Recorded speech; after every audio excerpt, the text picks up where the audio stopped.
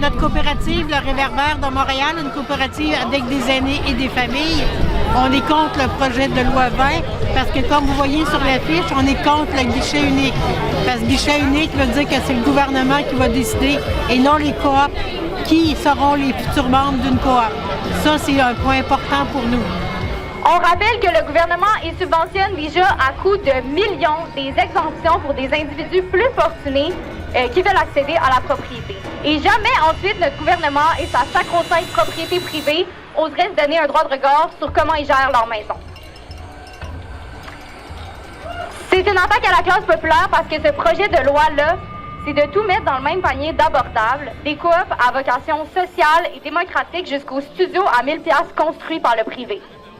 C'est une attaque à la classe populaire aussi quand on nous parle d'optimiser les ressources, d'aller réorganiser les affaires. Tout ça pour détourner l'attention de l'inaction totale face à la pire crise du logement de l'histoire qui met des gens à la rue et qui les tue.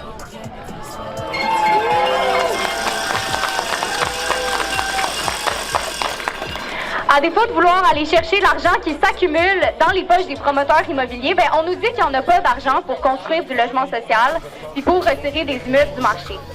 Et c'est une attaque à la classe populaire à chaque fois qu'on se met à trouver des boucs émissaires à blâmer plutôt que nommer les vrais responsables de la crise. Cette fois-ci, les boucs émissaires, c'est les personnes qui ont un revenu moyen, qui s'impliquent parfois depuis des années, des décennies dans leur coop, puis là, supposément, qui accaparent des logements abordables. Ça fait changement. D'habitude, on parle des immigrants qui viennent accaparer nos logements. Maintenant, on veut nous faire croire que la liste d'attente des logements sociaux, c'est longue parce qu'il y a des gens trop riches qui veulent des places. Alors qu'il n'y a pas eu un seul HLM qui a été construit ni à Hochelag, ni à Montréal, ni au Québec depuis 1994.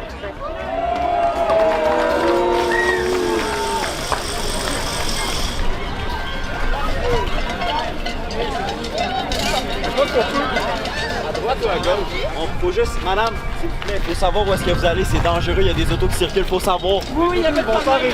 Inquiétez-vous pas, on a l'habitude. Nos décideurs, ils vont nommer tout le monde avant de nommer les vrais responsables de la crise. On le sait qu'ils le feront jamais.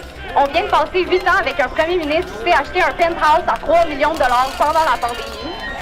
Mais bon, c'était pour downsize de sa maison qui était 4 millions, puis là, il l'avait vendu. Fait que, on lui pardonne. Après, il faudrait qu'on les écoute, eux, nous dire comment régler la crise du logement. Cette loi-là, donc, c'est une attaque à la classe populaire parce que la solution, elle est claire, tout le monde la connaît. Il faut renforcer les coopératives, leur donner les moyens de leurs ambitions, leur permettre l'accès à plus de fonds pour qu'elles puissent se rénover.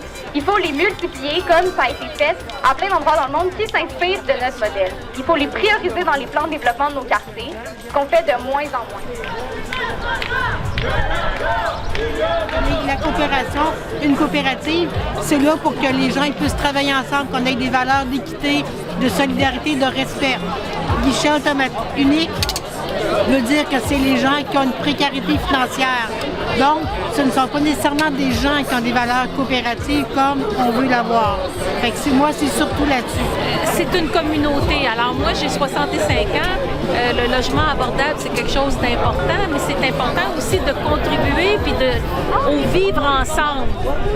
Donc, la coopérative, ça nous permet d'avoir un bon voisinage, puis ça nous permet de contribuer au maintien de l'édifice, etc. Pour faire ça, il faut s'impliquer. Ça prend des compétences, ça prend un cœur, ça prend de l'engagement. Donc, c'est pour ça qu'on s'oppose aux lois, au projet de loi 20. Mais nous, on est une coopérative, comme je disais tantôt, une partie aînée, puis un autre bloc à côté, c'est des familles. Okay. Et le bloc aîné, je pense qu'on aime ça parce qu'on n'a pas à sortir à l'extérieur. De l'intérieur, il manque un œuf. Je fais du pain. Je vais jouer à faire des activités de jeux de société. Mais rapidement, on peut se voir sans que ça prenne du temps, puis on est ensemble. C'est bon pour le moral, puis c'est bon pour la santé. Fait que le message est clair. Faut le retrait complet du projet de loi 20. Faut un contrôle des loyers, puis un grand chantier de logements sociaux pour régler la crise du logement.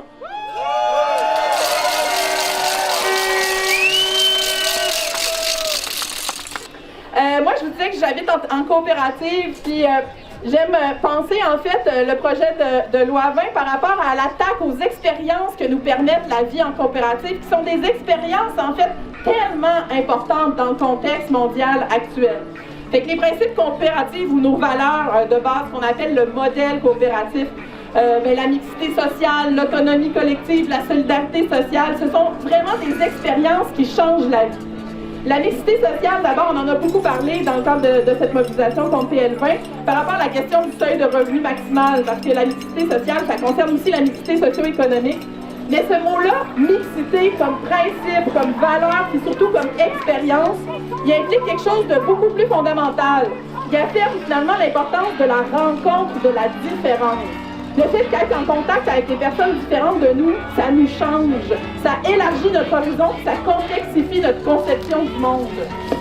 Puis ça, moi, personnellement, je trouve que c'est une expérience les plus riches de vivre en coopérative, avoir quotidiennement à travailler puis à prendre des décisions avec des personnes différentes de moi, apprendre d'elles, construire quelque chose avec elles, mettre tous les efforts pour qu'on se comprenne puis qu'on s'entende.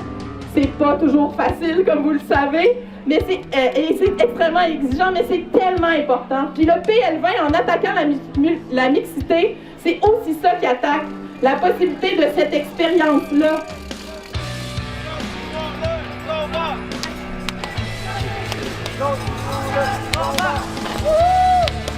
En France, le combat continue.